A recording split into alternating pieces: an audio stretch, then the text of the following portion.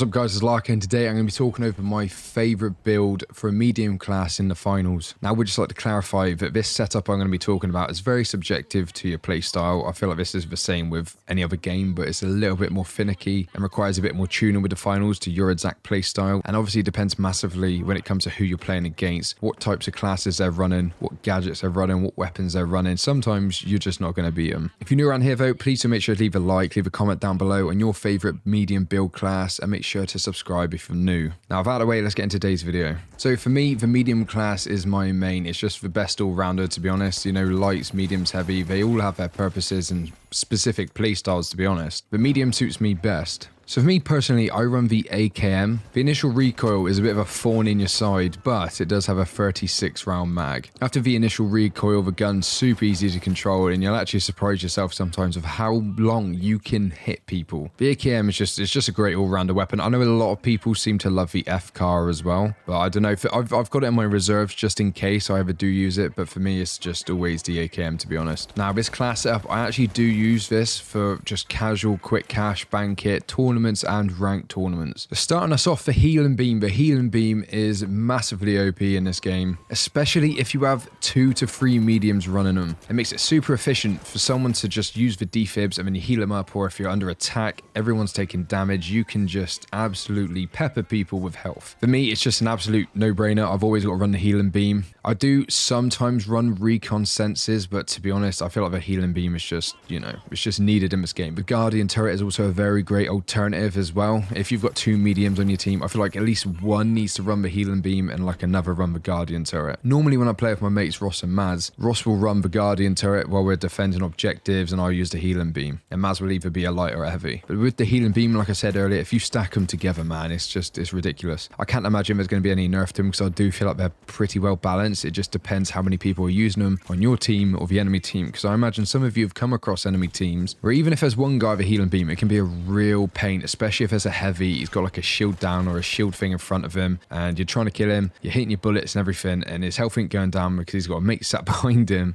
with the Healing Beam on him. The gas mine is just amazing, to be honest. Sometimes it works the way it should and sometimes it doesn't, or at least I feel like it doesn't. I don't know. This gas mine comes in clutch, whether you're trying to sabotage enemies that are just about to deposit their cash, or whether you're defending and you're setting up perimeters around the area you're working in. Gas does do quite a bit of damage, to be honest, in this game, whether it's the gas mine or the gas grenade, which I will be talking about very soon. And not only does it affect your enemies, it affects your teammates and yourself. So you do have to be careful with this, because I have killed my teammates a couple times with these, and obviously not on purpose, but accidents happen. The gas mine is just great all-rounder. I feel like it might be a little bit OP, but not too many people run it. At least the games I've been playing in anyway, I haven't come across it too often. If anything, I see a lot of people using explosive mines more. And if you do want to be super toxic, you can run the gas mine with the gas grenades and the explosive mines. And if you've got a team of 3 of you doing this, man, it's toxic to say the least. So for my next gadget, I run the jump pad. I feel like this is essential with the medium class, whether you're using it or your team's using it, because obviously sometimes you're going to use it for yourself. You're just going to plop it down, you can jump up on the building, maybe you're flanking or defending or attacking. Sometimes you're going to use it for yourself, but it can also be super handy for your teammates too. Just an easy way to transport yourself and your teammates, especially if they're running heavy too. It's a great all-rounder gadget, to be honest, and yeah, I love it.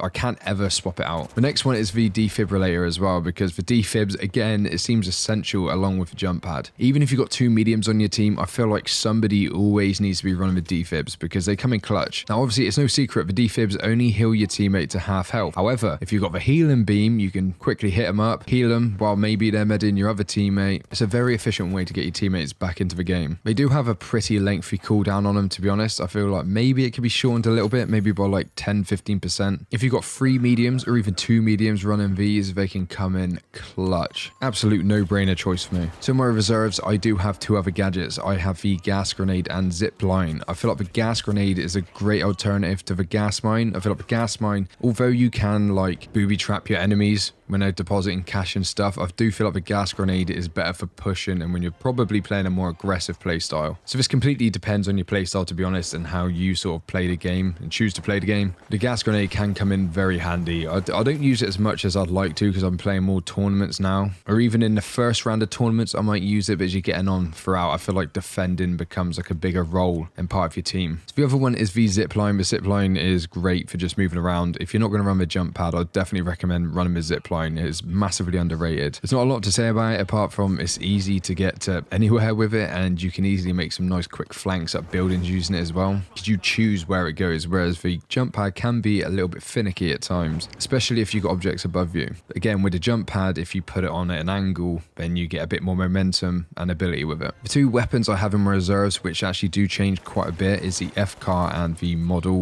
1887. This is just personal preference. Like if I'm going to use another AR, then I'll try and use the FCAR because it's very, very versatile. It does a lot of damage against light players. It can annoy the hell out of them. You can absolutely rinse light players with the FCAR. The Model, again, is just like another personal preference. I really like the reload animation I got with it as well. It's not everyone's cup of tea, to be honest. You know, I feel like it was really strong in the beta, and now it's been weakened a bit, but it's still good if you use it correctly. Do just want to give like a little honorable mention as well to the sonar grenade. You wouldn't believe how handy this comes in. I don't really use it much anymore, but I used to absolutely sweat this thing. It's especially great for pinning out light players that are running invisibility too. That's it for my best medium class. If you enjoyed today's video, please do make sure to leave a like, comment down below on your favorite medium build class, and make sure to subscribe.